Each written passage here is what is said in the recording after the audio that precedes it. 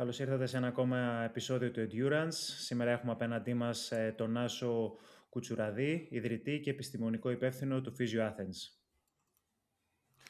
Το βιογραφικό του μιλάει από μόνο του. Πάνω από 10.000 αθλητές και ασθενείς έχουν περάσει από τα χέρια του από το 2009.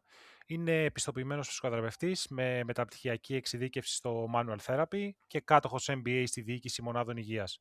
Έχει υπάρξει καθηγητής, εισηγητής σε συνέδρια και είναι και επιστημονικός υπεύθυνος σε κορυφαίες αθλητικές ομάδες. Ο Νάσος εννοείται όμως δεν έχει μείνει αποκλειστικά μόνο στο κομμάτι της υγείας. Είναι τριαθλητής και δρομέας υπεραποστάσεων. Έχει τερματίσει στον περίφημο Olympus Marathon και έχει βγει αλόβητος από το Ironman της Κοπεχάγης, ολοκληρώνοντας 3,8 χιλιόμετρα κολύμπη, 180 χιλιόμετρα ποδήλατο και ένα μαραθώνιο τρέξιμο σε 12 ώρες και 40 λεπτά. Νάσο, καλώς ήρθες. Σήμερα θέλουμε να μιλήσουμε για το πώς η δική σου φθορά στους αγώνες έκανε να κατανοείς τον πόνο των αθλητών σου και πώς σώζεις καταστάσεις όταν όλα δείχνουν χαμένα. Γιώργο και Απόστολε, αρχικά συγχαρητήρια για αυτήν την εξαιρετική δουλειά. Χρειαζόταν στο κλάδο μας. Ευχαριστώ για τα καλά σας λόγια. Είμαι πολύ χαρούμενος που είμαι εδώ.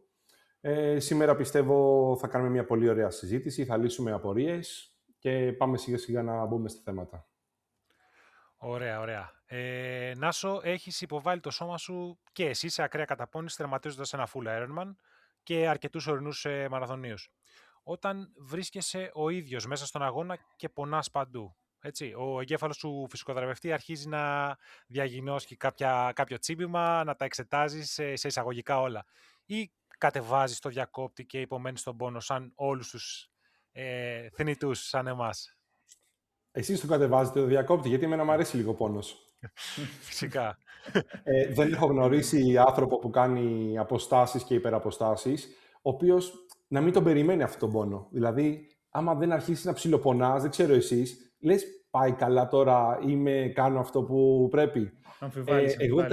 Έτσι δεν είναι. Ναι, Εγώ ναι. κρατάω όλη τη γνώση και όλη την τεχνογνωσία για τις προπονήσεις. Το οποίο το συνιστώ και στους άλλους. Όταν είναι και βαρέσει το πιστόλι και μπούμε στον αγώνα, 1-2 πόνοι, 1-2 έτσι, δεν μας πειράζει. Αλλά στην προπόνηση πρέπει να είμαστε πάρα πολύ προσεκτικοί, διότι μπορεί ένας μικρός πόνος να είναι καμπανάκι για έναν σημαντικό τραυματισμό. Μπορεί να είναι το σώμα να σου μιλάει και να σου λέει ότι θέλει ξεκούραση. Γενικότερα, στην προπόνηση πρέπει να έχουμε το μυαλό να ακούμε το σώμα μας. Στον αγώνα είμαι λιγότερο αυστηρός. Εκτός αν είναι οξύς πόνος, αν είναι πόνος ο οποίος θα σε αναγκάσει από μόνος του να τερματίσεις, αλλά ξέρεις, η στόφα του υπεραθλητή, ας πούμε, των υπεραποστάσεων, του αθλητή των υπεραποστάσεων, απαιτεί και λίγο υπομονή και επιμονή στον πόνο. Έτσι δεν είναι, παιδιά? Σωστά. Σημαντική Σαφώς. πολύ άνοχη στον πόνο. Ωραία, Νάσο, έχεις τρέξει όπως είπαμε σε όλη την Ελλάδα. Στο ερωτηματολόγιο μας είπες ότι ξεχωρίζεις πολύ τον Olympus Marathon και σε έχει σημαδέψει αρκετά και εννοείται λατρεύεις και το Aegitos Challenge. Αλλά αυτό που μας είπες και θέλω να σε ρωτήσω πάνω σε αυτό είναι ότι δεν θες να ξανατρέξεις το Sifnos Trail Race γιατί το βρήκες αρκετά δύσκολο, ενώ πιο πριν έχεις τρέξει και το Olympus Marathon και το Aegitos Challenge. Βιομηχανικά, τι είναι αυτό που κάνει τα τερέν των βουνών τόσο επίπονα πάνω στο μυοσκελετικό σύστημα των δρομέων και τι διαφορές υπάρχουν με τις υπεραποστάσεις στην άσφαλτο? Θα ξεκινήσω με τη δεύτερη ερώτηση. Οι διαφορές τώρα της ασφάλτου, που εγώ τη βρίσκω πολύ βαρετή, σε σχέση με καταρχάς είναι το θέμα της ψυχοθεραπείας, εντάξει. Είναι η υψομετρική διακύμανση, δηλαδή μπορεί σε μια απόσταση 5 χιλιόμετρα να ανέβεις, να κατέβεις λοφάκια, δηλαδή όλο αυτό το πάνω-κάτω, από μειομετρική σε πλειομετρική, από φρενάρισμα σε επιτάχυνση, θέλει ειδική προσαρμογή στην προπόνηση. Το δεύτερο είναι το ίδιο το τερέν. Μπορεί πιο εύκολα να γυρίσεις το πόδι σου στο βουνό, παρά από στην άσφαλτο που είναι πιο σταθερό. Άλλη διαδεκτικότητα απαιτεί το βουνό, άλλη διαδεκτικότητα απαιτεί η άσφαλτος. Μετά είναι το υψόμετρο. Γιατί όταν λέμε τρέχουμε βουνό, σημαίνει ότι μπορεί να ανέβουμε και από τα 1.000 μέτρα, 2.000 μέτρα, αν έχεις βγει στο εξωτερικό 3.000 μέτρα, δεν ξέρω τώρα, δεν σας έχω ψάξει τόσο, αλλά φαντάζομαι δεν αναπνέεις το ίδιο να τρέξεις στη Γλυφάδα και το ίδιο να πάει να τρέξεις Άλπης. Ακριβώς. Οπότε, μία το τερέν, μία το υψόμετρο, μία τα υψομετρικά της διαδρομής. Όταν λέμε υψομετρικά εννοώ με τις διακυμάνσεις, εντάξει. Καθιστούν το βουνό πιο επίπονο, πιο εύκολο να τραυματιστείς, αλλά πιο ενδιαφέρον από το να έχεις μια μονότονη άσφαλτο, ας έχει υψομετρικά η άσφαλτος, δηλαδή καμία σχέση. Τώρα, όσον αφορά τους αγώνες, ο Olympus Marathon, όταν ανέβηκα για πρώτη φορά στο οροπέδιο των Μουσών, συγκινήθηκα. Δηλαδή, λέω, πραγματικά είναι το βουνό των θεών. Ανεβαίνεις πάνω, βλέπεις το θρόνο του Δία και λες, είμαι μόνος, μήπως το λένε οροπέδιο των Μουσών, μήπως δω και τίποτα. Δηλαδή, έχει μια μαγεία ο τόπος. Ναι. Το Taigi Challenge είναι, δεν ξέρω αν το έχετε τρέξει, παιδιά, ξεκινάς από τη θάλασσα, ανεβαίνεις αμπέλια, μπαίνεις σε Λεώνα, μετά σκαρφαλώνεις εκεί στο εξωχώρι, μετά βρίσκεις το δάσος Βασιλικής, μετά μπαίνεις στο ποτάμι, μετά ανεβαίνεις όλο το βουνό, μετά έχει πλάκες, μετά ξαναμπαίνεις στον Ελαιώνα. Δηλαδή, τέτοια διαφοροποίηση στο τερέν δεν το έχω ξαναδεί σε αγώνα. Σύφνος, έπρεπε να ανέβεις στις 4 κορυφές της Σύφνου πάνω κάτω. Το ψηλότερο δέντρο ήταν ένας μαϊντανός. Δεν είχε... Ήμασταν... Δεν φαντάζεσαι πόσο εκτεθειμένοι ήμασταν στο ήλιο. Και όχι στον ήλιο, στην αντανάκλαση του ήλιου από τις πέτρες. Μιλάμε για υψομετρική τρελή. Για κάτω περνούσες από τα μεταλλεία της Σύφνου, δεν μπορούσες να πατήσεις. Δηλαδή πήγαινες βήμα-βήμα. Ήταν ένας πολύ δύσκολος αγώνας. Δεν ξέρω αν γίνεται δηλαδή πια. Ήταν τόσο δύσκολος που τερμάτισα και ήθελα να πάω για ύπνο. Δηλαδή να κάτσω σε μια σκιά καταρχικά να πάω για ύπνο. Οπότε αυτοί τις αγώνες τους έχω διαλέξει στο ερωτηματολόγιο για τους λόγους που σας είπα. Και με τίποτα δεν θα άλλαζα ένα λασπωμένο βουνό μετά από βροχή με καμία άσφαλτο. Δηλαδή να παίξεις αυτή η παιδική χαρά που δημιουργείται μετά από βροχή στο βουνό, δεν υπάρχει σύγκριση. Νιώθεις παιδί, ότι παίζεις, όχι ότι τρέχεις. Πραγματικά. Άρα βάζουμε Σύφνος ραν στο επόμενο. Μακάρι. Θα ήθελα να σε ρωτήσω λίγο, Νάσο, πάνω στην πρώτη ερώτηση που μας απάντησες σχετικά με τις καταπονήσεις και για τις εναλλαγές στο βουνό. Εγώ θα ήθελα να σε ρωτήσω για την άσφαλτο. Η συνεχόμενη κίνηση, η υπέρχρηση δηλαδή που εμφανίζεται, δεν είναι και αυτή επίπονη αντίστοιχα στο ανθρώπινο σώμα? Σίγουρα. Και εδώ πέρα είναι πολύ σημαντικό να έχεις προπονητή και να σου έχει σχεδιάσει σοφά ένα προπονητικό πλάνο, το οποίο να έχει και αντοχή και ταχύτητα και νευρομυϊκή συναρμογή, οπότε να έχεις δουλέψει την αντοχή των τενόντων στο σταθερό τέμπο. Ενώ στο βουνό δεν το έχεις ανάγκη αυτό, δηλαδή δεν έχεις ανάγκη ποτέ να τρέξεις 80 χιλιόμετρα Zone 2, Zone 3 μόνιμα. Εκεί είσαι 2, 4, 3, 1, 2, 3, πάει έτσι. Εναλλαγές. Οπότε η ιδιοδεκτική υποδοχή, δηλαδή οι αισθητήρες που βρίσκονται στις αρθρώσεις και διαβάζουν το περιβάλλον, και στη μία περίπτωση και στην άλλη, πρέπει να εκπαιδευτούν σε αυτές τις καταστάσεις. Αν είναι εκπαιδευμένοι, μπορείς να πηγαίνεις σπάρταθλο, καλή ώρα, και να πηγαίνεις με ένα τέμπο σταθερό, ξέρω πάρα πολλούς αθλητές, που αυτό να το έχει συνηθίσει ο οργανισμός. Ωραία. Δηλαδή προπονείται, θέλω να πω με λίγα λόγια. Ναι, εννοείται. Ναι, κατανοητό. Ωραία, πάμε σε κάτι άλλο που μας είπες στο ερωτηματολόγιο που σου στείλαμε. Θεωρώ ότι είναι ο εφιάλτης κάθε αθλητή. Αθλητή σου κόβει το χιαστό του 15 μέρες πριν από το Ironman. Αποφασίζεται να τρέξει. Τερματίζει και χειρουργείται μετά. Πώς είναι δυνατόν ένας αθλητής με κομμένο χιαστό για τόσες ώρες, μιλάμε σε μεγάλους αγώνες, να σταθεί χωρίς να διαλύσει τελείως το γόνατό του? Και πώς παίρνετε η απόφαση το πάμε να τρέξουμε ή δεν πάμε να τρέξουμε? Η ερώτηση είναι αν είναι σωστή ή λάθος η απόφαση, το οποίο, ξέρεις, πολλές φορές δεν είναι στο χέρι σου. Ο χιαστός είναι ένας σύνδεσμος που κρατάει σταθερό το γόνατο. Αν είσαι μυϊκά δυνατός, ο τετρακέφαλος σου προσφέρει αυτή τη σταθεροποίηση. Επειδή στο κολύμπι μπορεί να κολλήσεις τα πόδια και να έχεις καλά χέρια και να κάνεις ένα κυματισμό, να το βγάλεις. Μετά το ποδήλατο είναι κλειστή κινητική αλυσίδα, δεν απαιτεί, ας το πούμε, προσαρμογές, το βγάζεις. Και μετά να κάνεις ένα νήπιο μαραθώνιο σε ένα σταθερό ρυθμό, βγήκε. είδες τώρα η σκιέρα αυτή, η Lindsey Vonn, που είχε κόψει το χιαστό. Είχε κόψει χιαστό η Lindsey, γι' αυτό έπεσε. Δεν είχε την προσαρμογή να πάρει τη στροφή σωστά. Έπεσε πάνω στο σημαίακι, της άλλαξε μία μοίρα τη γωνία. Φλερτάρει με το να χάσει το πόδι αυτή τη στιγμή. Έχουν γίνει γύρω στις 40 χειρουργία, επειδή μπήκε στον αγώνα με κομμένο χιαστό. Παγκόσμια πρωταθλήτρια με πολλά χρυσά. Δηλαδή, τι να της πεις τώρα και ποιο να σε βουλέψεις, και είναι δύσκολη η θέση σου, εντάξει.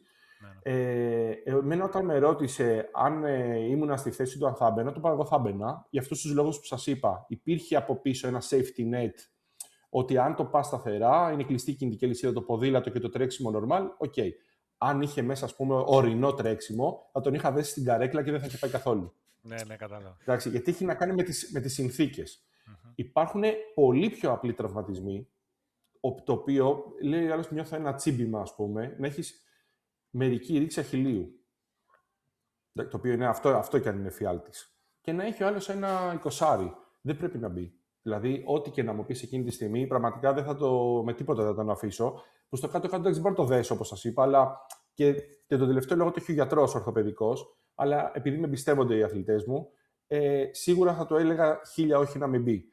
Τώρα το άλλο ήταν ψυχολογικά επίπονο, γιατί είχαμε περάσει όλη την προετοιμασία μαζί και ξέρετε από προετοιμασίες τώρα υπερ αγώνων.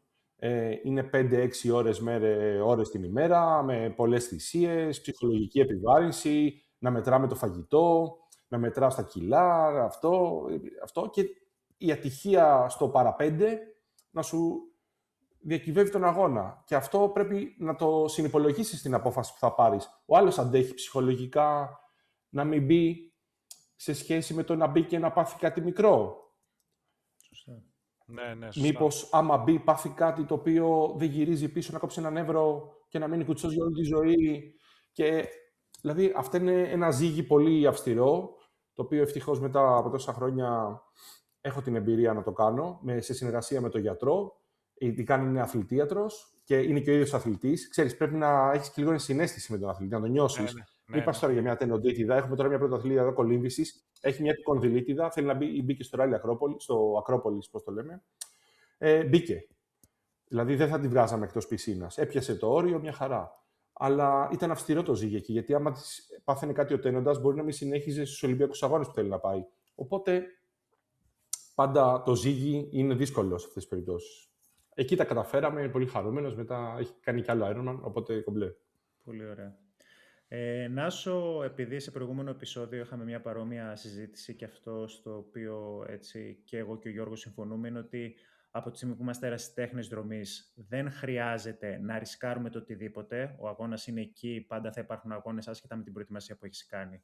Αλλά σε περίπτωση που έχουμε ένα ακραίο συμβάν σαν αυτό που περιέγραψες και έχεις στα χέρια σου έναν elite αθλητή, okay, ποια είναι η κόκκινη γραμμή όπου θα του πεις ότι απαγορεύεται να τρέξεις ή θα πάρεις το ρίσκο να του δώσεις το πράσινο φως για να σταθεί στην εκκίνηση του αγώνα. Γιατί εκεί μιλάμε για χορηγούς, μιλάμε για ένα άλλο background, μια άλλη κατάσταση, όπου απλά δεν διακυδεύεται το ότι χάθηκαν κάποιοι μήνες από τη ζωή του και κάποια χρήματα, έτσι. Είναι ουσιαστικά όλη του η ζωή, Καριέρα, είναι όλη την καριέρα, ναι.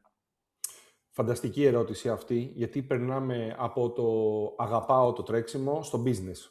Το business είναι αμήλικτο. Σου λέει ο Μέση παίρνει 2 ευρώ το δευτερόλεπτο.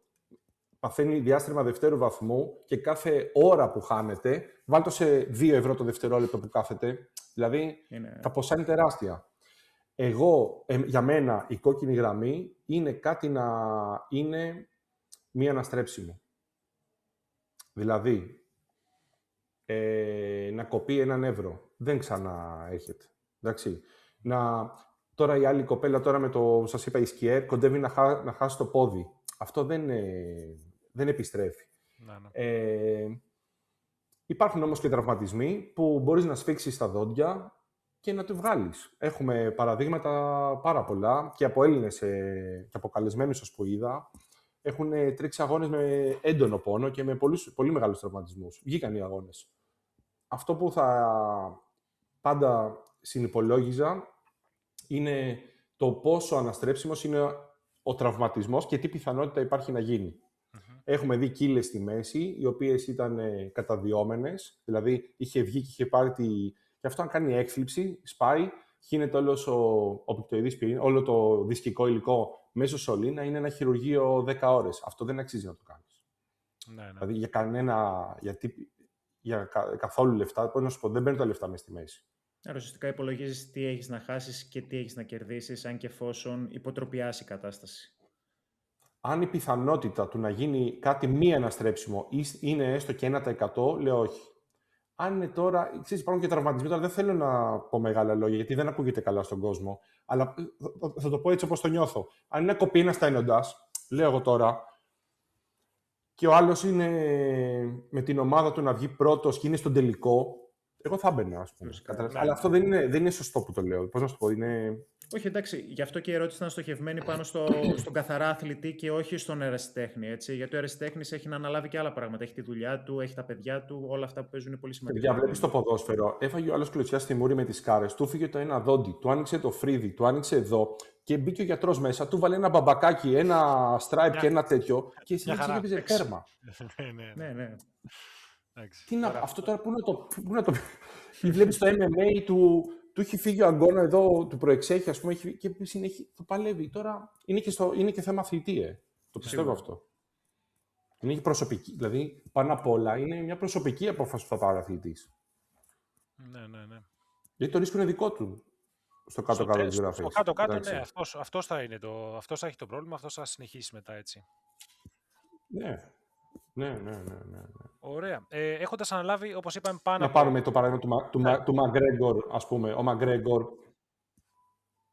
Ναι, πες συνέχισε. Ο Μαγκρέγκορ υπέστη ένα τραυματισμό μη αναστρέψιμο, σταμάτησε τελείως το MMA, γιατί έπαιξε με ένα ράγισμα και τελικά έσπασε το πόδι και δεν ξανάπαιξε. Ναι, τώρα αυτό είναι το... Άλλα επίπεδα, άλλα χρήματα, άλλες καταστάσεις. Ναι, είπαμε, όταν μπλέκουν, αν είσαι επαγγελματίας, είναι τελείως διαφορετικά, είναι διαφορετικές οι αποφάσεις, δεν το συζητάμε.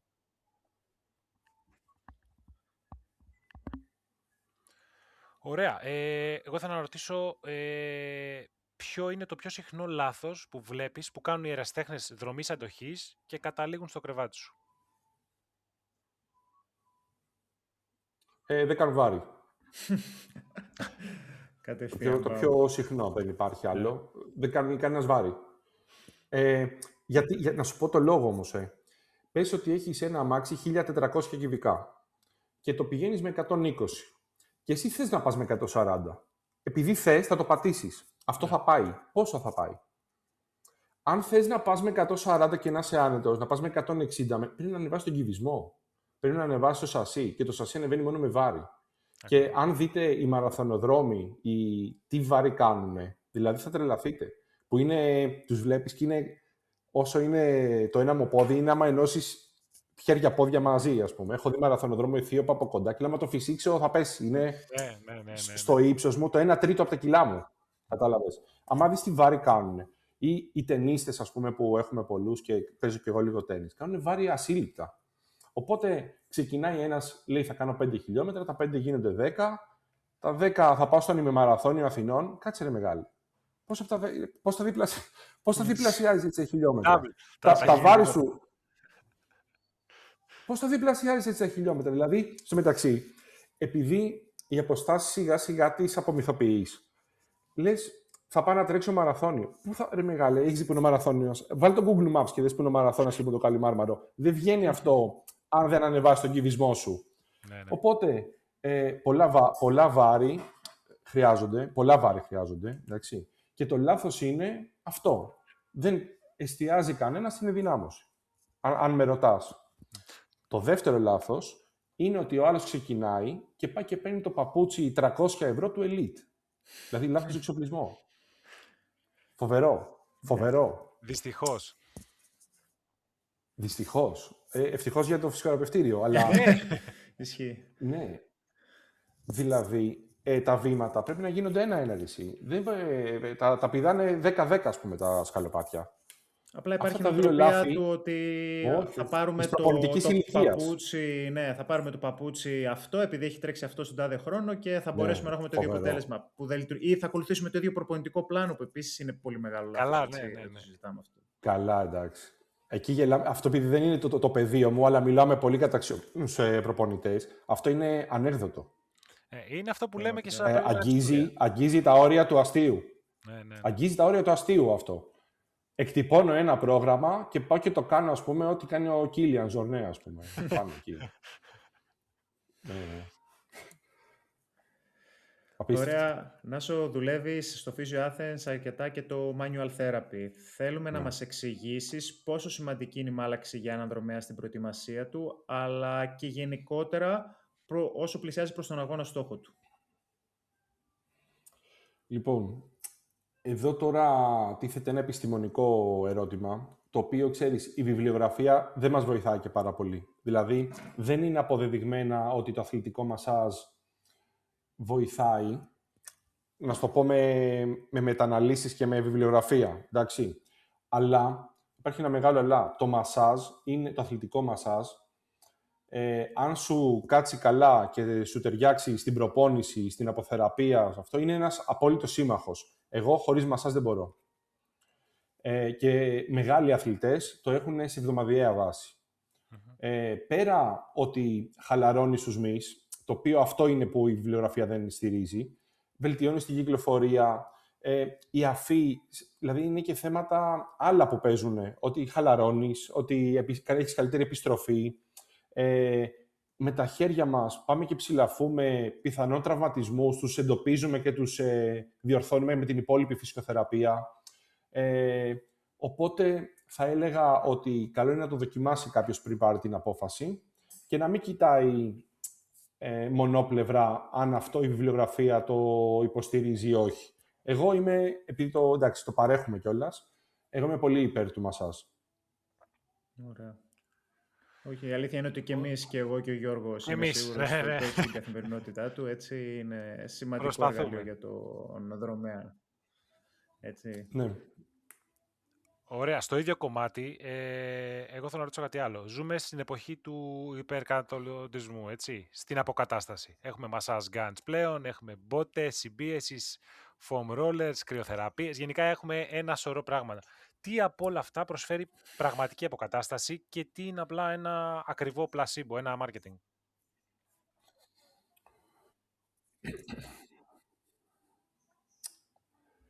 Ναι. Και εδώ θα έρθω σε δύσκολη θέση. Γιατί το massage gun που είπες, ας πούμε, το πήρες, ok. Πρέπει να ξέρεις να το χρησιμοποιήσεις. Ναι. Αυτό έχει 3 σκάλες, μεσαία, δυνατή, ξέρω εγώ, χαμηλή. Και πας εσύ και βαράς τένοντες, κόκαλα, αρθρώσεις, θύλακες, νεύρα. Δηλαδή δεν είναι το βάζω στο πόδι και κάνω. Εγώ δηλαδή, όταν θα εφαρμόσω ένα massage gun, θα έχω το λόγο που το κάνω. Θα είμαι πάνω στη γαστέρα, θα είμαι με σωστή γωνία, θα βάλω τη σωστή δύναμη, θα έχω ένα σκοπό που το κάνω. Το massage gun το θεωρώ επικίνδυνο για έναν ο οποίος δεν ξέρει ανατομία και το λόγο που το κάνει. Το ενδιαφέρον έχουν οι μπότες πρεσοθεραπείας, να πάρεις να κάνεις, γιατί έχει βιβλιογραφία από πίσω αυτό. Έχεις καλύτερη επιστροφή την ώρα που είσαι εξαπλωμένος, είναι χαμηλά η αιμοδυναμική. Δηλαδή, οι μπότες πρεσοθεραπείας, αν κάποιος έχει τη δυνατότητα να τις πάρει γιατί είναι λίγο ακριβές, είναι σύμμαχος. Μετά είναι τα ρεύματα, τα οποία άμα μπεις και δεις, ας πούμε, ή σου πει ο φυσικοθεραπευτής σου πού να τα βάλεις και την ένταση, πάλι είναι σύμμαχος. Τώρα κάτι foam roller που πάλι πατάς και δεν ξέρεις πόσο, κάτι μπαλάκια με δονήσεις, κάτι πολύ γκατζετάκια, πρέπει να, δεν ξέρω, είμαι λίγο επιφυλακτικός. Εγώ θα επέλεγα ρεύματα, ας πούμε, υπάρχει γνωστή μάρκα, δεν ξέρω αν μπορώ να την πω, και η πρεσοθεραπεία. Ωραία, όχι. Πολύ καλό feedback αυτό, γιατί ο περισσότερος κόσμος, η αλήθεια είναι ότι ακούει πολλά, βλέπει πολλά, κυρίως στα social media, οπότε είναι σημαντικό να ακούμε από έναν ειδικό και που στηρίζονται όλα αυτά και κυρίως τι είναι καλό να κάνει μόνος του και πού πρέπει να εμπιστεύεται έναν ειδικό, έτσι. Απόστολε, κοίτα να σου πω κάτι απλό, άμα μου επιτρέπεις. Εγώ θέλω να πάρουμε το παράδειγμα της οδοντόβουρτσας. Η οδοντόβουρτσα είναι ένα tool, εντάξει. Άμα έχει γίνει μια έρευνα ότι από τα 1000 άτομα που τη χρησιμοποιούν, το 5% ξέρει και τη χρησιμοποιεί σωστά. Το οποίο είναι κάτι που το κάνουμε 1, 2, 3 φορές τη μέρα ο καθένας. Χρησιμοποιείς την οδοντόβουρτσα, δηλαδή το 97% τη χρησιμοποιεί λάθος. Ποιο massage gun τώρα, δηλαδή δεν μπορεί να χρησιμοποιείς την οδοντόβουρτσα. να τη βάλεις στη σωστή γωνία, πρέπει τα ούλα να είναι χαλαρά. Δηλαδή, άμα μπεις και δεις τις οδηγίες για την οδοντόβρουτσα, είναι 3 σελίδες, ξέρω. Και είναι κάτι που το κάνεις από 6 χρονών μέχρι 100 και δεν ξέρεις να το κάνεις. Ποιο massage gun? Ενώ η πρεσοθεραπεία που είναι φορετή, έχει προγράμματα ή ξέρω εγώ τα ρεύματα που είναι πιο. Ό,τι έχει κίνηση και εφαρμογή, εκεί είναι το πρόβλημα. Εμείς έχουμε σπουδάσει 20 χρόνια, ας πούμε, για να μπορέσουμε να κάνουμε μια εφαρμογή σε ένα tool και πάλι είμαστε από πάνω, κατάλαβες. Ναι. Δεν είναι εύκολο να χρησιμοποιήσεις τώρα massage gun με τίποτα. Εννοείται. Και χαιρόμαστε πολύ που το αναφέρεις. Είναι πολύ σημαντικό και προς τους ακροατές μας να το ξέρουν. Το foam roller, ας πούμε, μου έρχονται όλοι με θλάσσεις. Δηλαδή, πάει ο άλλος και κάθεται πάνω στο foam roller. Παιδιά, το φαντάζεστε το. Κάθεται ο άλλος πάνω στο foam roller και κάνει rolling. Και παθαίνει θλάση στο μεγαγλουτιαίο. Η θλάση στο μεγαγλουτιαίο είναι από τις χειρότερες θλάσεις, γιατί είναι ο μυς που σπρώχνει στην ανηφόρα, ας πούμε. Ναι, και έχει κόψει το γλουτιαίο στα 2. Επειδή έκατσε πάνω. Τι να λέμε τώρα. Δηλαδή, είναι επικίνδυνα πράγματα αυτά. Εντάξει, είναι δυστυχώς αυτά που βλέπουμε, όπως είπα και πριν, στα social media, όπου μπορεί να δεις κάποιους τύπου influencer να κάνουν διάφορα πράγματα και λες ότι αυτός είπε ότι τον βοήθησε, οπότε ας το δοκιμάσω κι εγώ. Και το ρίσκο τελικά είναι πολύ μεγαλύτερο από όσο νομίζουμε, έτσι, και ο αντίκτυπος γενικά. Τώρα θέλω να περάσουμε στις εντονοπάθειες και στην περιοστίτιδα. Είναι 2 πράγματα τα οποία επηρεάζουν πολύ, ειδικά τους νέους δρομείς. Από τη στιγμή που έχει διαγνωστεί κάτι τέτοιο, επειδή για χρόνια η ιατρική οδηγία ήταν ότι ακολουθούμε το δρόμο της απόλυτης ξεκούρασης, πώς πλέον το αντιμετωπίζετε εσείς στο Physio Athens? Ποια είναι η οδηγία, ποιος είναι ο τρόπος προκειμένου ο δρομέας να επιστρέψει όσο το δυνατόν γρηγορότερα και με ασφαλέστερο τρόπο μετά από κάτι τέτοιο? Μπαίνουμε στα βαθιά σιγά-σιγά. Λοιπόν, έναν κανόνα για τους ακροατές μας, αυτούς που θα μας δούνε. Ό,τι τελειώνει σε ήτιδα είναι οξεία φλεγμονή. Ό,τι τελειώνει σε πάθεια είναι χρόνια εκφύλιση. Δεν έχει φλεγμονή. Περιοστίτιδα είναι ότι το περίβλημα του οστού έχει φλεγμονή από την καταπώνηση. Και συνήθως είναι από overload effect. Δηλαδή, από εκεί που έτρεχα 2, πήγα και έτρεξα 12. Δηλαδή, πήγα και αύξησα τον προπονητικό μου όγκο 40% από το πουθενά. Ή είμαι υπέρβαρος, δηλαδή είμαι 100 κιλά και πήγα και έτρεξα 5 χιλιόμετρα και τα οστά μου, η οστεογεωμετρία δεν το άντεξε. Και είναι μια οξεία φλεγμονή.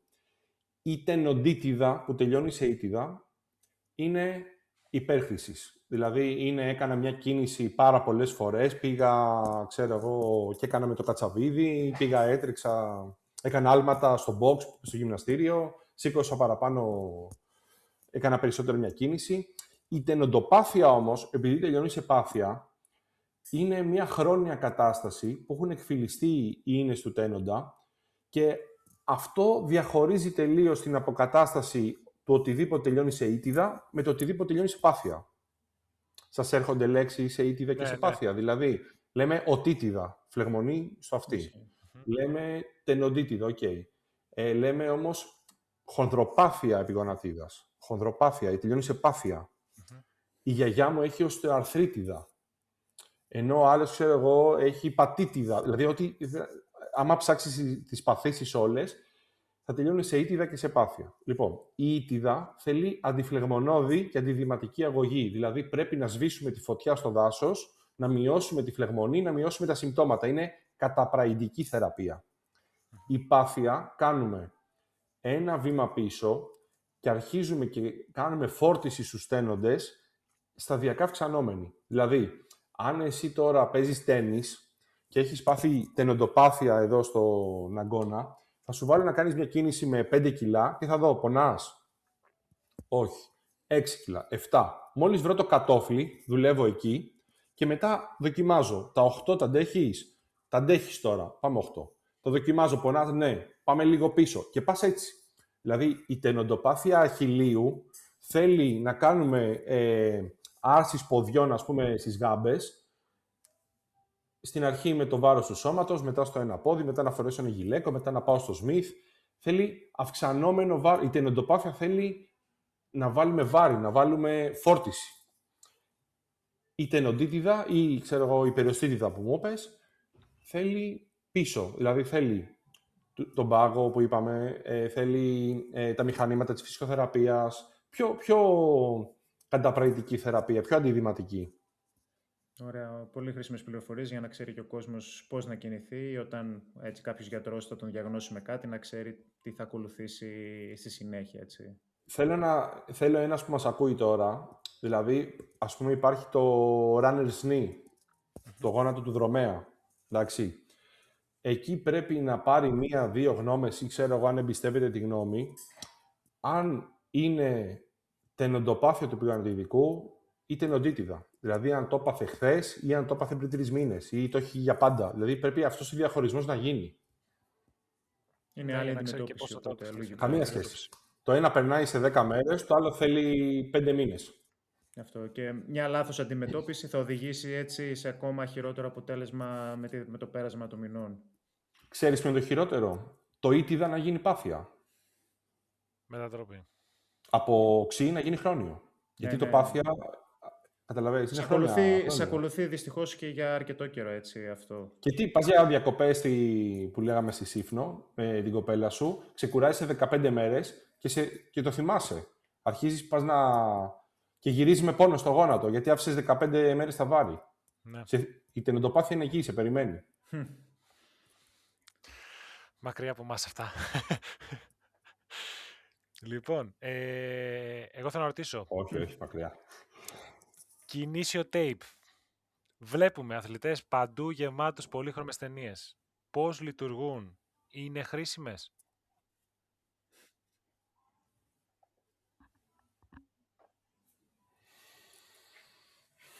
Ποιος θα το έχει βάλει, ο ίδιος ή εγώ? Δυστυχώς θα πω ότι βλέπουμε εσύ. και αθλητές να τα βάζουν μόνοι τους. Αλλά δεν θα πάμε σε αυτό το κομμάτι. Ότι τα έχει βάλει κάποιος ο οποίος είναι αρμόδιος για να το κάνει αυτό. Εντάξει. Λοιπόν, το kinesio tape έχει 0 βιβλιογραφία. Δηλαδή, όσες έρευνες έχουν βγει, σου λέει δεν βοηθάει. Είναι ελαστική περίδεση, η οποία την κολλάς εσύ, ας πούμε, και ανάλογα με το πόσο την τραβήξεις, τέτοια δουλειά κάνει. Αν την τραβήξεις τελείως, κάνει σταθεροποιητική δουλειά. Αν τη βάλεις, μπορείς να μειώσεις ειδήματα, να κάνεις διάφορα. Υπάρχει λειτουργική περίδεση και όλα αυτά. Εγώ το εφαρμόζουμε πάρα πολύ, γιατί είναι ένα στοιχείο που το βάζει σε ένα σύνολο θεραπείας. Δηλαδή, δεν είναι μόνο θεραπεία. Ο άλλος πονάει, θα του βάλω taping, θα γίνει καλά. Του κάνει τη φυσικοθεραπεία του, κάνει την ενδυνάμωση, βάζουμε και το tape και θα βοηθήσει λίγο, ας το πούμε. Είναι όμως, είναι πολλοί οργανισμοί, το οποίο όμως δεν μπορεί να το αποδείξει ερευνητικά, το οποίο τους βοηθάει πάρα πολύ το taping. Ειδικά στη σταθεροποίηση της επιγονατίδας, λίγο στον αχίλιο, δεν ξέρω τι, γιατί αυτό ρυθμίζει και τους μηχανοϋποδοχείς και έχεις και την αίσθηση ότι κάτι σε κρατάει.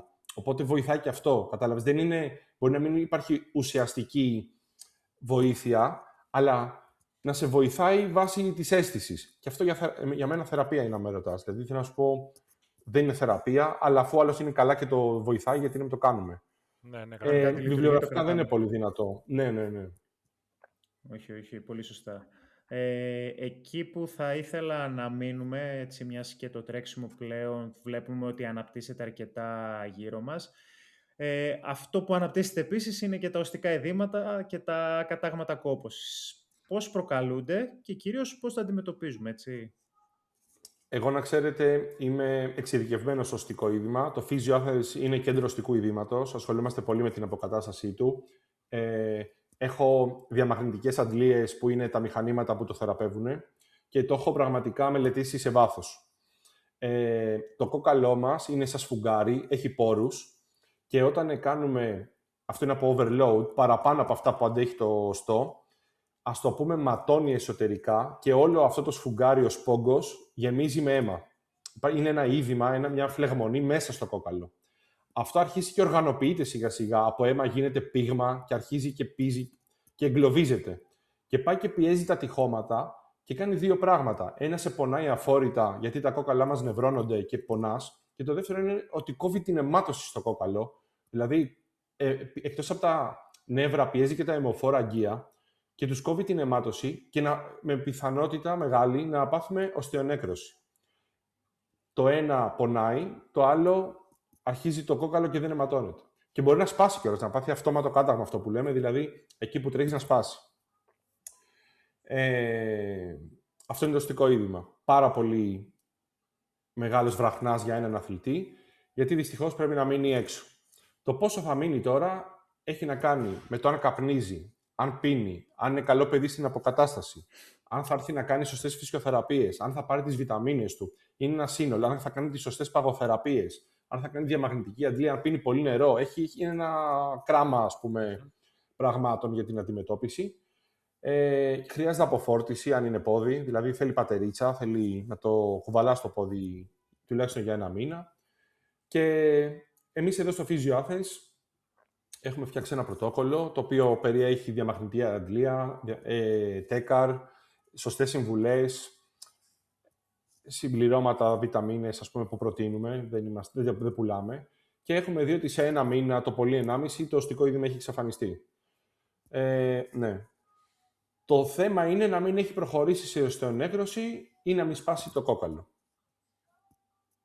Αλλά το οστικό είδημα, θυμηθείτε με, θα είναι μεγάλος βραχνάς για το άμεσο μέλλον, ειδικά όσο ο κόσμος κάνει υπερβολές, δεν παίρνει τη γνώμη ειδικών, δεν ενημερώνεται και σου λέει ο μαραθώνιος εξαντλήθηκαν τα εισιτήρια τώρα σε 1 ώρα.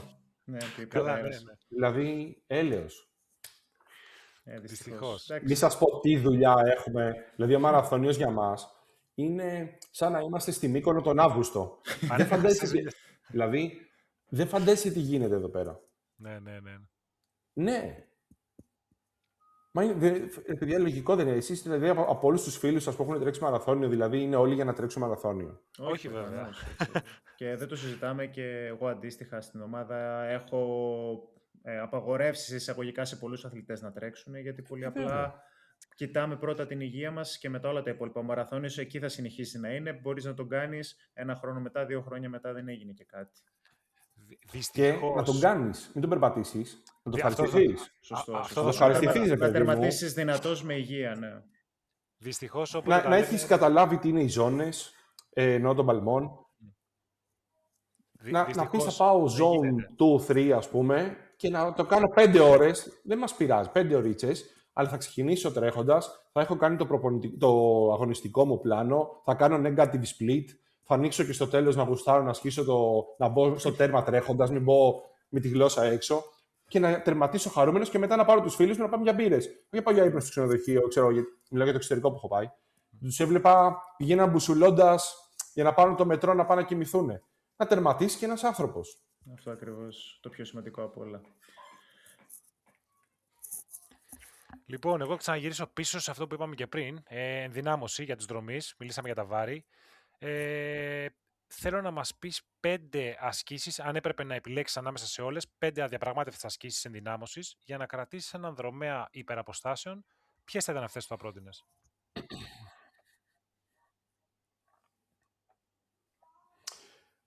Ωραία. Πολύ ωραία ερώτηση. 5. Λοιπόν, 5. Δες, αν θες να μας δώσεις και παραπάνω, δεν έχουμε πρόβλημα. Απλά είπαμε να βάλουμε 5, γιατί θα πω 5 συν 1. Ωραία. Λοιπόν, θα σας εκπλήξω όμως. Δηλαδή, δεν θα πω τα τετριμένα. Εντάξει, εγώ θα ξεκίναγα από το core stability. Δηλαδή, θα πρέπει οι κοιλιακοί και οι ραχιαίοι του δρομέα να ενώνουν το πάνω και το κάτω κομμάτι massive, να είσαι massive. Δηλαδή, δεν πρέπει να τρέχει ξεχαρβαλωμένο το σώμα. Δεν τα λέω επιστημονικά για να μας καταλαβαίνει ο κόσμος, εντάξει. Ναι, θα πρέπει η κινητική αλυσίδα του σώματος να ενώνεται στη μέση. Οπότε, να δουλέψεις λίγο αναπνευστικές ασκήσεις του εγκάρσιου κοιλιακού, να δουλέψεις σανίδες, ίσχυες και πλάγιες. Τέτοια, core stability exercises. Εντάξει, ένα μεγάλο κεφάλαιο, μη σου πω το 50%, θα πήγαινε εκεί. Μετά, ο βασικότερος μυς του δρομέα είναι ο μέσος γλουτιαίος. Δηλαδή, είναι ο μυς που βρίσκεται στο πλάι και την ώρα που είσαι σε φάση αιώρησης, δηλαδή την ώρα που το πίσω πόδι σπρώχνει, το μπροστά είναι έτοιμο να προσγειωθεί, κρατάει τη λεκάνη ευθεία. Και όταν θα προσγειωθείς ευθεία και όχι η λεκάνη σου να έχει βουλιάξει από τη μια πλευρά. Θα πας, οριζόντια. Αυτό το κάνει όλο ο μέσος γλουτιαίος, ο οποίος γυμνάζεται με απαγωγές του ισχύου, δηλαδή να βάλεις ένα loop γυμναστικής κάτω στους αστραγάλους και να κάνεις πλάγια βήματα, κατάλαβες, να περπατάς πλάγια. Ή να ξαπλώσεις και να κάνεις αυτό που λέμε clamber, να κάνεις εξωστροφή ισχύου. Ας το ψάξει ο κόσμος μέσω στους γλουτιαίους.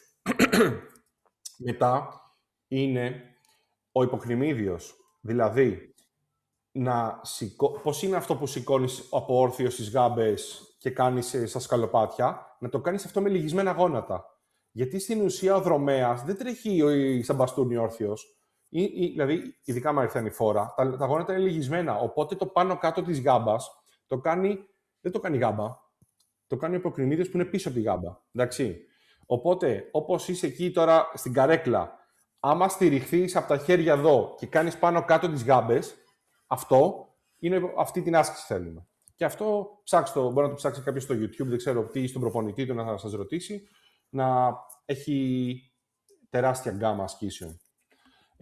Μετά είναι από τον τετρακέφαλο ο έσω-πλατής. Ο τετρακέφαλος έχει 4 κεφαλές, γι' αυτό το λέγεται τετρακέφαλος.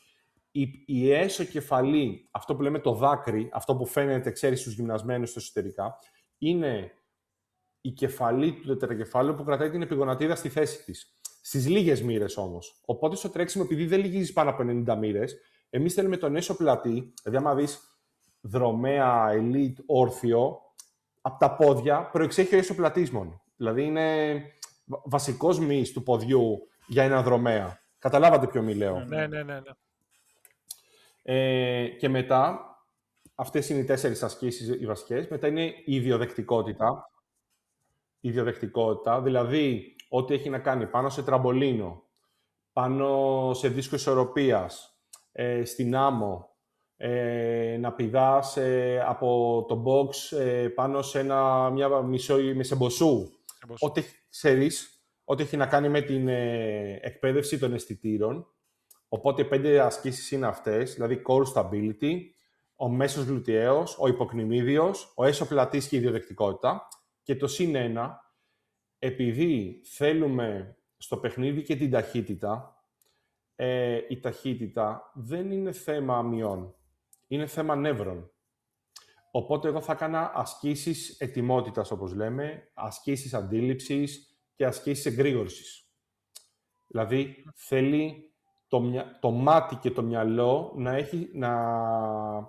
να δουλεύει σε τόσο υψηλές ταχύτητες, ώστε να αυξηθεί η νευρομυϊκή συναρμογή, φωτάκια, ξέρετε, τέτοια πράγματα. Αυτό αυξάνει την ταχύτητα και για μένα η ταχύτητα, αυτή η νευρομυϊκή συναρμογή και η ταχύτητα γενικά, παρόλο που σε μία υπεραπόσταση δεν τη χρειάζεσαι, είναι πάρα πολύ σημαντική. Ωραία. Πολύ ενδιαφέρον. Ελπίζω οι θεατές και ακροατές μας να κρατήσανε σημειώσεις, έτσι, είναι εξαιρετικά σημαντικά αυτά που μας είπες. Εγώ τώρα θέλω να πάμε λίγο σε πιο προσωπικό επίπεδο, σε σένα. Έχεις βάλει ως άμεσο προσωπικό στόχο τα 10 χιλιόμετρα κολύμβησης. Θέλουμε να μας μιλήσεις, εννοείται, σχετικά με αυτό. Και επίσης, ως φυσιοθεραπευτής, έτσι, με όλο αυτό το background που έχεις, με όλο αυτόν τον κόσμο που έχεις συνεργαστεί, θα πρότεινες την κολύμβηση ως ενεργητική αποκατάσταση και γιατί θα το έκανες αυτό? Με τίποτα. Αρκεί να ξέρεις να κολυμπάς. Και πάλι, ξέρεις τι γίνεται, υπάρχουν κάτι τεράστιοι μύθοι στην ιατρική, στην αποκατάσταση, γενικά. Σου λέει ο άλλος, άμα κάψεις, βάλε οδοντόκρεμα. Και η οδοντόκρεμα έχει φθόριο και πάει και σου μεγαλώνει το έγκαυμα. Δηλαδή, υπάρχουν κάτι λαϊκοί μύθοι. Να τρελαίνεσαι, αν είσαι επιστήμονας και τους ακούς, τρελαίνεσαι πραγματικά. Ή ξέρω εγώ, άμα ανοίξει η μύτη σου, να γυρίσεις πίσω. Και έχουμε 4 θανάτους το χρόνο, επειδή γυρίζουν πίσω την ώρα που σου ανοίγει η μύτη. Και αυτά πάνε από γενιά σε γενιά. Και είναι όλο και χειρότερα. Και μετά σου λέει, η καλύτερη άσκηση είναι το κολύμπι. Για ποιον? Για τον κολυμβητή, το καταλαβαίνω. Πραγματικά το καταλαβαίνω. Που και πάλι ο κολυμβητής, επειδή είναι σε υψηλή ένταση και κάνει. Δεν είναι και τόσο καλή, γιατί καταπονείται. Τι είναι όμως καλό? Άμα σταθείς όρθιο στο νερό, επειδή κοίτα, γενικά ο άνθρωπος με το νερό έχει μια πολύ καλή σχέση από έμβριο στην κοιλιά, είναι σε αμνιακό υγρό. Το υγρό παίζει με τις θερμοκρασίες. Μπορεί να είναι ζεστό νερό να σε χαλαρώνει, κρύο να μειώνει τις φλεγμονές. Δηλαδή, άμα τρέξετε, παιδιά, ποτέ ορεινό και έχει δίπλα. Πού είχα τρέξει? Στο Ελληνικό, πάνω στην Τρίπολη, στη Δημητσάνα.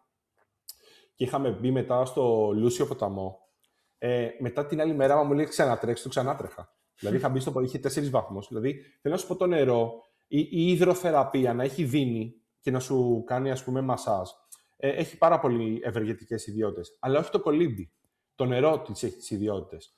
Υπάρχει υδροστατική πίεση. Που άμα σταθείς όρθιος, δηλαδή στο 1,5 μέτρο, το νερό σου πιέζει και έχεις καλύτερη κυκλοφορία. Σου κάνει καλύτερη επιστροφή. Αν είσαι χειρουργημένος, έχει άνοση, οπότε μπορεί να περπατήσεις μες στην πισίνα χωρίς να καταπονείς το χειρουργηθέν μέλος. Έχει το νερό τόσες ευεργετικές ιδιότητες, αλλά όχι το κολύμπι. Πονάει το αλουνού η μέση και λέει ο ξαδερφός του: το κολύμπι είναι η καλύτερη άσκηση. Και πάει και έρχεται και κάνει χειρουργείο. Και πάει για ελεύθερο, και επειδή δεν ξέρει να σταθεί. Παιδιά, δεν ξέρω αν κάνετε κολύμπι, αλλά αν δεν είσαι τελείως οριζόντιος, αρχίζει και βουλιάζει η κοιλιά και κάνει υπερέκταση. Αν έχει θέμα στη μέση, τελείωσες. Δηλαδή, δεν έχει τους κοιλιακούς ραχαίους, τη σωστή κίνηση, την πλευστότητα, τη βιοδυναμία. Δηλαδή, το κολύμπι είναι σούπερ απαιτητική άσκηση και καθόλου βοηθητική σε κάποιον που πονάει. Το μισό χέρι είναι στον αέρα, το μισό στο νερό. Αλλάζει το εξώδες. Αλλάζει δηλαδή η πυκνότητα του περιβάλλοντος. Ναι. Αλλάζουν οι γωνίες αναχεριά. Δηλαδή είναι πραγματικά η πιο ασταθής άσκηση που μπορείς να κάνεις αν πονάς. Αλλά το να κάνεις υδροθεραπεία είναι άλλο από την κολύμβηση. Ωραία. Όσον αφορά τον προσωπικό μου στόχο, επειδή ξεκίνησα, εγώ από κολυμβητής έχω ξεκινήσει από μωρό παιδί δηλαδή, έχω κάνει πισίνα, έχω φτάσει μέχρι τα 5 χιλιόμετρα, είχα ένα checklist που έλεγα να τρέξω 5, 10, 20, 40, 80. Το έκανα. Στο τρίαθλο, να κάνω sprint, Olympic, marathon, Ironman. Το έκανα. Στο κολύμπι στη λίστα δεν έχω κάνει το δεκάρι, ξέρεις. Οπότε μου έχει μείνει. Το κολύμπι αυτό απαιτεί, δηλαδή θα μπω στη διαδικασία τώρα σιγά σιγά, τουλάχιστον τα ναι, θέλει 8-10 ώρες κολύμπι τη εβδομάδα. Ναι. Εγώ που ξέρω κολύμπι, και προπόνηση κανονικά και λέω να το τρέξω τον Οκτώβριο. Με το καλό, καλή επιτυχία, έτσι. Είναι ένα όμορφο εγχείρημα. Το οποίο είναι, ξέρεις, είναι 3,5 ώρες αγωνιστική κολύμβηση. Ναι, για όποιον δεν ξέρει, είναι... Φαντάσου τώρα, 3,5 ώρες να το πας κόμπο. Εγώ μισώ το κολύμπι, σκέψου, οπότε σε νιώθω, είναι... Ναι. Φοβερό άθλημα. Ναι. Άλλο πράγμα. Εγώ σχένω με το ποδήλατο. Από το τρίαθλο, το ποδήλατο δεν μου πάει τόσο. Λοιπόν, μας ανέφερες κατά λέξη ότι οι υπεραποστάσεις κρύβουν μεγάλες συγκινήσεις, αλλά επίσης και ότι δεν έρχονται από τη μία μέρα στην άλλη. Με όλα αυτά που έχεις δει, πιστεύεις ότι ο περισσότερος κόσμος δεν είναι έτοιμος να μπει σε υπεραποστάσεις και το κάνει απλά λόγω ανυπομονησίας, λόγω του hype που υπάρχει στα social? Τι πιστεύεις εσύ, ποια είναι η άποψή σου?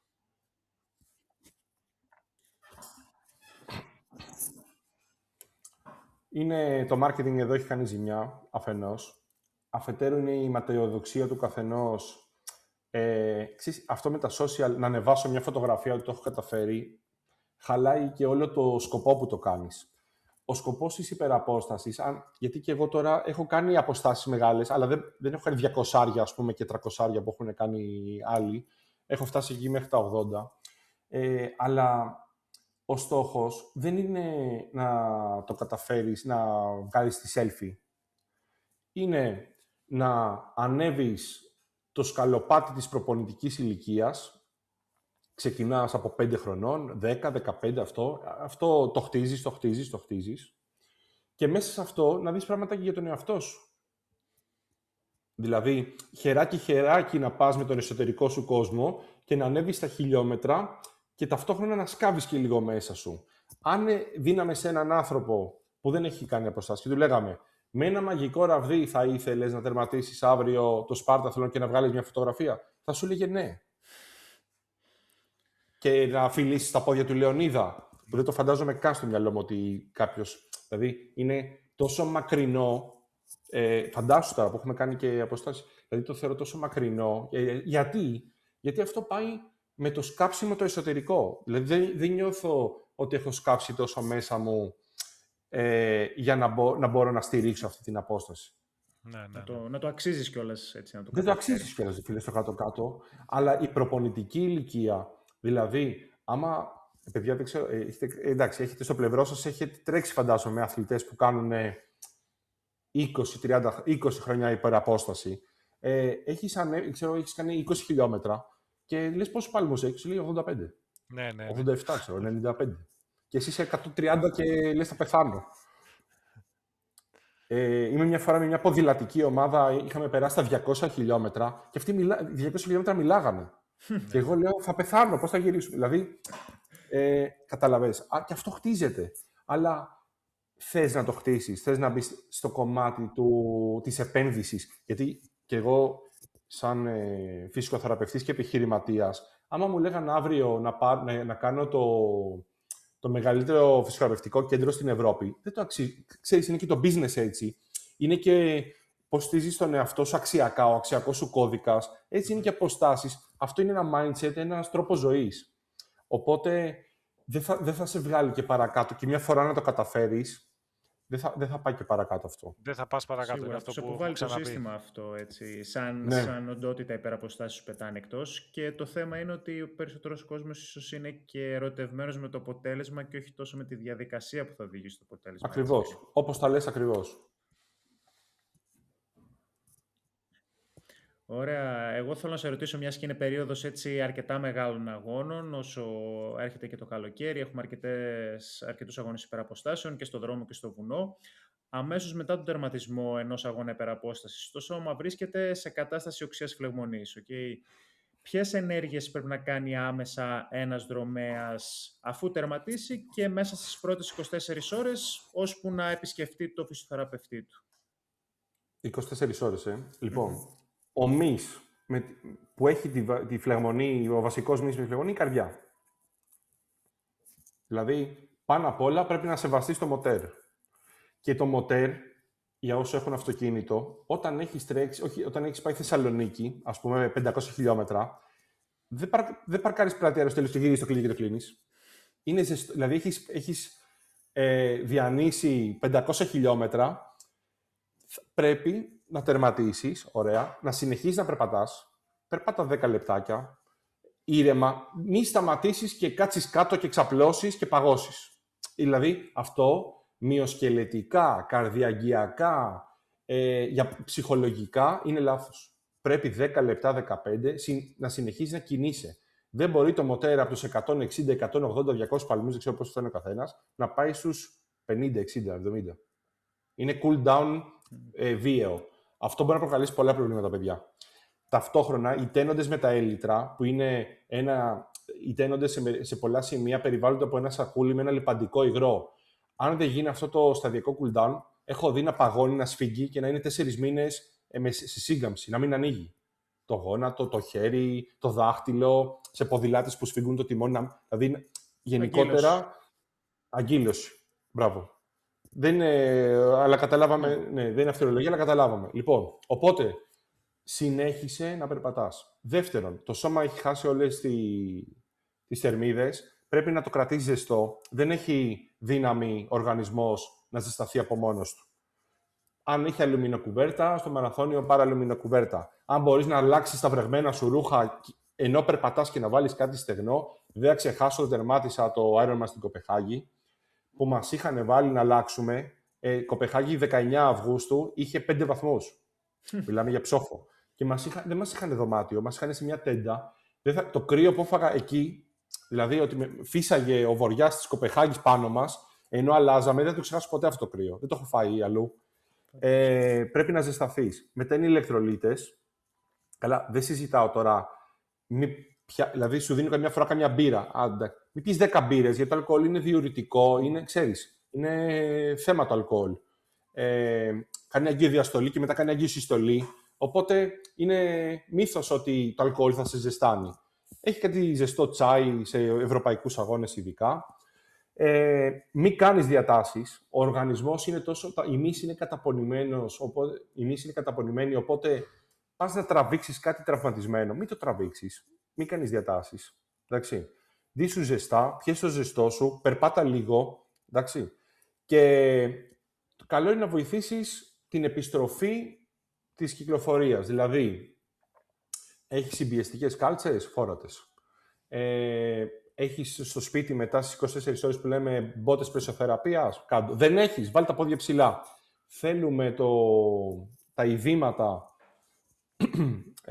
από την περιφέρεια να έρθουν προς το κέντρο, να διευκολύνουμε την παροχέτευση, δηλαδή γιατί είναι κουρασμένα όλα τα συστήματα. Οπότε οι συμβουλές μου θα ήταν αυτές. Μη σταματήσεις να περπατάς, ντύσου, πιες ηλεκτρολίτες, μην το παρακάνεις με το αλκοόλ του τερματισμού εκεί που δίνουν τα περίπτερα.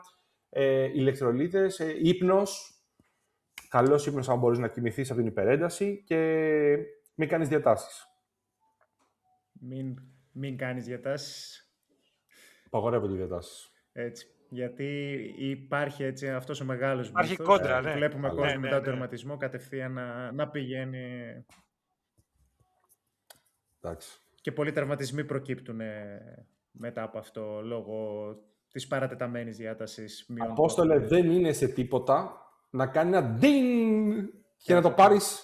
Ναι, δεν είναι σε τίποτα. Είτε θλάσει, να κάνει ένα χρακ, είναι να ξεκολλήσει, να κάνεις ένα αποσπαστικό κάταγμα με τον τένοντα μαζί και μετά έλα να μου πεις πότε θα ξανατρέξεις. Πιστεύω μπορούμε να λύνουμε απορίες για ώρες άμα συνεχίσουμε. Νάσο, κάπου εδώ θέλω να σε ευχαριστήσουμε πραγματικά και οι δύο για την παρουσία σου εδώ. Είναι τεράστια υπόθεση να ακούς τη σκληρή αλήθεια για την αποκατάσταση και όχι μόνο από κάποιον που απλά έχει διαβάσει βιβλία, αλλά και από έναν άνθρωπο που έχει φτάσει και τον ίδιο τον εαυτό στα όρια του και έχει βοηθήσει και πολύ κόσμο, όπως είπαμε. Εγώ σας ευχαριστώ πάρα πολύ. Ήταν πραγματικά η κουβέντα μας απολαυστική. Κλείνοντας, θα πω ότι όπως σε κάθε πράγμα στη ζωή υπάρχει ο ειδικός. Και εδώ είναι μια άλλη μεγάλη συζήτηση, μπορεί να μιλάμε για 1 ώρα ακόμα. Ποιος είναι ειδικός γιατί? Και πολλές φορές οι δρομείς μπερδεύουν το φυσικό θεραπευτή με τον ορθοπαιδικό. Εγώ θα πρότεινα, όταν πονάς, θα πας στο γιατρό. Μπορεί εγώ να έχω φτιάξει 10.000 αθλητές, δεν είναι η δουλειά μου να κάνω όμως τη διάγνωση. Θα κάνω κλινική συνεκτίμηση. Και πιστέψτε με ότι αυτή είναι η σωστή σειρά. Δηλαδή, ο γιατρός έχει εκπαιδευτεί να κάνει διάγνωση στον τραυματισμό και εγώ να έρθω να το συμπληρώσω με την εμπειρία μου της αποκατάστασης, να φτιάξουμε ένα πλάνο θεραπείας όπως εσείς κάνετε, προπονητικό πλάνο, να συντονίσω τον προπονητή, τον διατροφολόγο, αυτά μπορώ να τα κάνω. Αλλά η σωστή σειρά δεν είναι όταν πονάς να πας στο φυσικοθεραπευτή. Παρόλο που είμαι φυσικοθεραπευτής, θέλω αυτό να μείνει στους δρομείς. Πρέπει να πάει στον ορθοπαιδικό. Νάσο, είναι προς τιμή σου αυτό και μόνο που το λες, γιατί η αλήθεια είναι ότι πολλοί κόσμος μπερδεύεται, κάποιοι μπαίνουν στα πεδία άλλων ανθρώπων, έτσι, οπότε χαιρόμαστε που το αναφέρεις. Εννοείται να σε ευχαριστήσω κι εγώ, όπως ευχαριστήσει και ο Γιώργος νωρίτερα. Καλή συνέχεια με το Physio Athens, έτσι, είναι πολύ γνωστό, κάνετε εξαιρετική δουλειά. Να συνεχίσεις με επιτυχία να βοηθάς τον κόσμο και εννοείται καλή προετοιμασία για τον μεγάλο στόχο, τα 10 χιλιόμετρα κολύμβησης τον Οκτώβριο. Να είσαι καλά, Αποστολή. Και επειδή, όπως έχουμε πει, ένα τεράστιο κομμάτι της πρόληψης τραυματισμών περνάει μέσα από τη σωστή τροφοδοσία, δίπλα μας, όπως πάντα, είναι η ThinkFit. Μπορείτε να μπείτε στο thinkfit.gr για την απόλυτη στοχευμένη τροφοδοσία που χρειάζεται ο οργανισμός σας, για να μην καεί σε κανέναν αγώνα. Και χρησιμοποιώντας τον κωδικό του Endurance 10, απολαμβάνετε και 10% έκπτωση. Εννοείται, αν βρήκατε αξία σε όλα αυτά που είπαμε σήμερα, κάνετε το αυτονόητο, subscribe στο κανάλι μας στο YouTube και στο Spotify, μας ακολουθείτε σε Instagram, Facebook και TikTok και εννοείται αφήστε μας στα σχόλια οποιαδήποτε απορία έχετε. Φροντίστε το σώμα σας, βάλτε με ασφάλεια και σύνεση τα χιλιόμετρα και κάντε την ενδυνάμωση και εννοείται τα λέμε στο επόμενο επεισόδιο. Καλές προπονήσεις. Καλές προπονήσεις.